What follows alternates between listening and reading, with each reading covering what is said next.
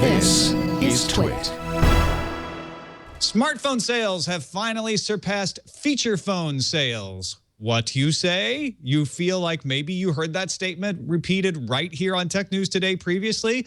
Okay, smarty. IDC and Canalys may have said it, but as we all know, nothing is actually true until 3 analyst groups have proclaimed it so.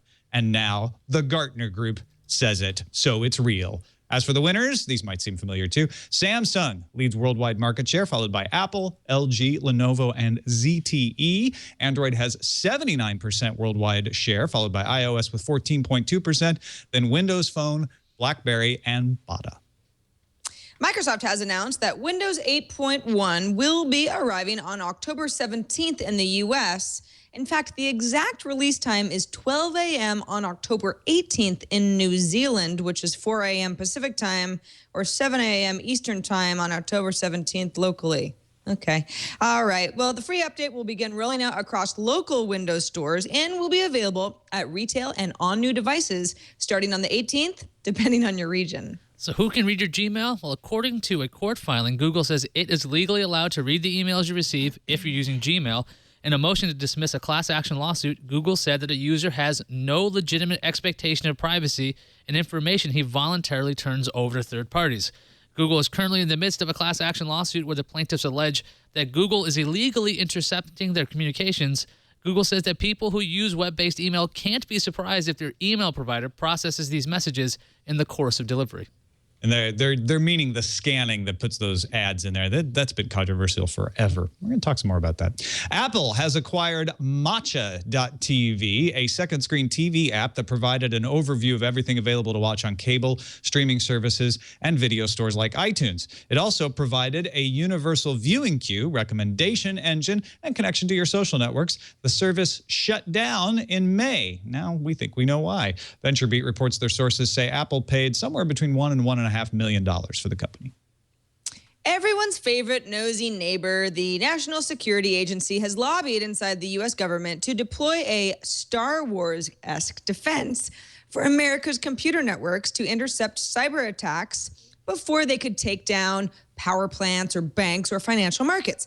But don't get too worked up yet. Administration officials say the plan really has no chance of moving forward, given the backlash against the NSA over recent disclosures about surveillance programs that people don't really like.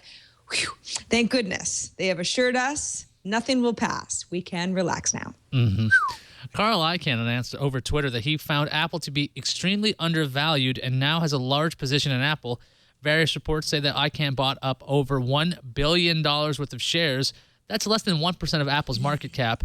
After Icahn's tweet, Apple's shares jumped nearly 5%, which added over $17 billion to Apple's market value.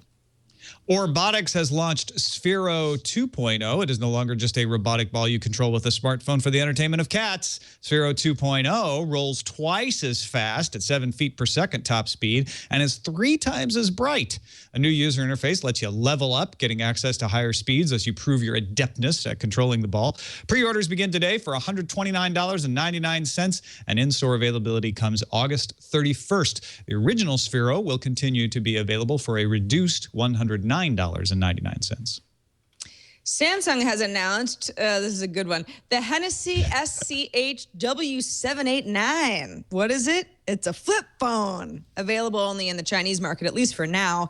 The handset comes with 2 3.3-inch touchscreen displays, one on the front, the other in the rear. The smartphone runs Android 4.1 Jelly Bean, comes with a 1.2 gigahertz quad-core processor, and the rear-facing camera has a 5-megapixel one.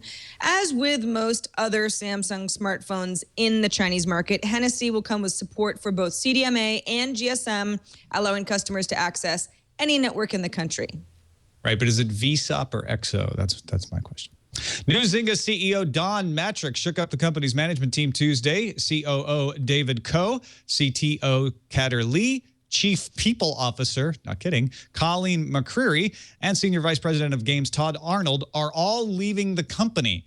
The survivors will be split into 3 divisions: studios, functional and technology, live ops, and publishing.